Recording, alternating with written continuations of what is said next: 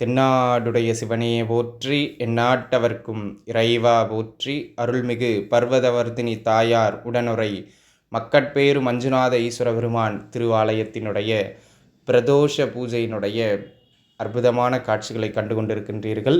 நந்தி தேவரின் மீதாக இறைவனும் இறைவியும் உற்சவர் திருமேனியாக அமர்ந்திருக்க, அதன் பின்னாக தன்னுடைய மூல கருவறையிலே இந்த ஆலயத்தின் மூலவன், இந்த அகிலத்தின் முதல்வன், சகலத்திற்கும் மூலதாரியாக இருக்கக்கூடிய இறைவன் சிவபெருமானை கண்டு கொண்டிருக்கின்றீர்கள்.